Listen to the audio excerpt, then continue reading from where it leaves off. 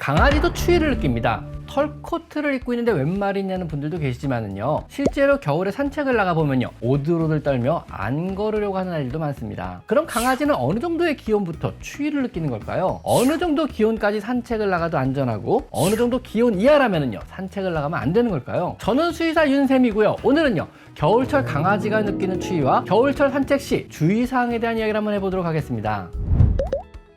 우선 강아지가 추위를 느끼는 정도는요, 강아지의 털 상태와 소형견인지 대형견인지 등의 강아지 크기에 따라 달라지게 됩니다. 시베리안 허스키나 사모예드, 스피츠 같이 털이 빡빡한 이중물을 가진 강아지들은요, 추위를 거의 느끼지 못합니다. 하지만 비교적 작은 체구의 치와와나 말티즈 같은 소형견이나 그레이하운드 같은 대형견이어도요, 털이 짧은 단모종의 경우는요, 우리나라의 초겨울 날씨 정도에도요, 쉽게 추위를 느낄 수 있습니다. 미국의 터프츠 수의과 대학에서 내놓은 콜드웨더 세이프티 스케일, 추운 날씨 안전 표시 및 가이드라인에 따르면은요, 중형견과 소형견의 경우는요, 4도 이하부터 추위를 느끼게 되며 장시간의 외부 활동에 위험이 생길 수 있고요, 영하 6도 이하부터는요, 강아지의 생명에 위협이 될 수 있다고 합니다. 영하 5도 6도라면요, 나가면 안 되는 거죠. 대형견의 경우는요, 영하 1도 이하부터는 추위를 느끼며 장시간의 활동에 위험이 생길 수도 있고요, 영하 12도 이하에서는요, 생명이 위험할 수 있다고 합니다. 한국의 혹독한 겨울 환경을 고려한다면요, 장모종의 대형견이라고 하여도 마당에서 키우실 때는요, 적당한 보온 대책을 반드시 만들어 주셔야 하는 겁니다. 우리나라는 겨울에 생각보다 굉장히 추운 나라거든요.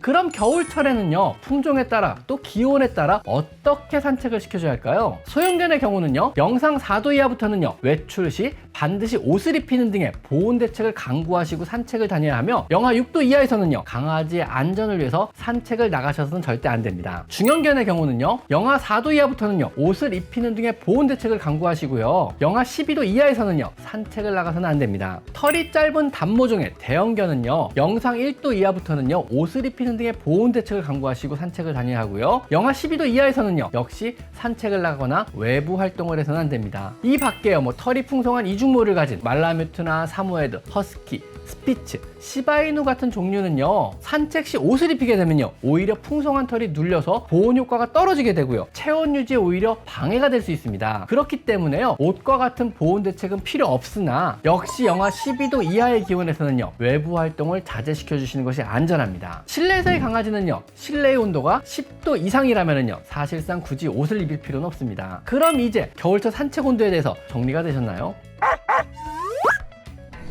그럼 이 추운 겨울철 산책 시요, 우리가 주의해야 될 것은 어떤 것이 있을까요? 첫째로요, 너무 추울 때는요, 산책을 자제해 주시는 것이 좋습니다. 시베리아 허스키나 알래스카 말라뮤트 등의 추운 극지방에서 유래한 아주 극히 일부 견종을 제외하고는요, 당연히 강아지도 심하게 추위를 느낍니다. 더구나 속털이 없는 단모종이라면요, 동성에 걸리거나 저체온증으로 굉장히 위험할 수 있습니다. 너무 추운 날은요, 산책을 자제하거나 옷을 입히고 가벼운 산책을 시켜주시고요, 안고 다니는 산책 방법을 선택해 주시는 것이 좋습니다. 두 번째로요, 눈이 온 날은요, 신발을 신기거나 발바닥 보호제를 발라주시고 산책을 시키셔야 합니다. 눈이 온 날에는요, 길거리에 염화칼슘을 뿌리게 됩니다. 이 염화칼슘은요, 부식성이 굉장히 뛰어나서 강아지의 발에 굉장히 자극적이며, 심하면은요, 발에 화학적으로 화상을 입히기도 합니다. 화학적 화상을 방지하기 위해서 신발을 신기고 외출을 시키던가, 아니면 최소한 발바닥에 바르는 여러 보호제를 바르고 외출시키는 것이 안전합니다. 그리고 세 번째로, 탈수에 주의해야 합니다. 추운 날씨에는요, 체온을 유지하기 위해서 더 많은 수분을 필요로 하게 됩니다.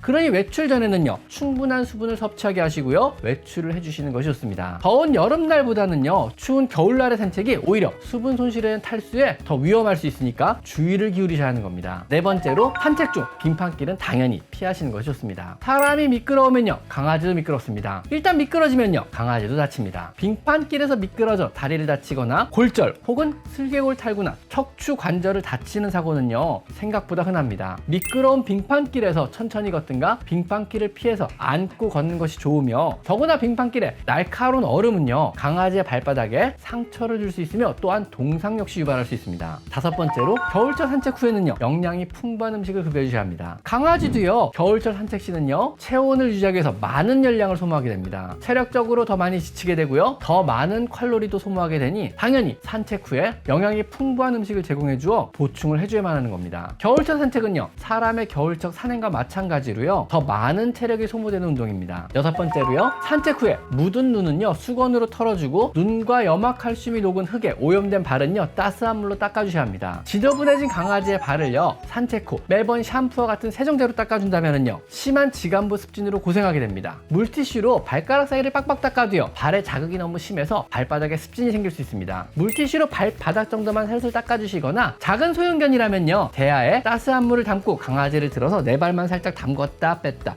담궜다 뺐다 한 후 깨끗한 수건으로 물기만 닦고 말려주세요.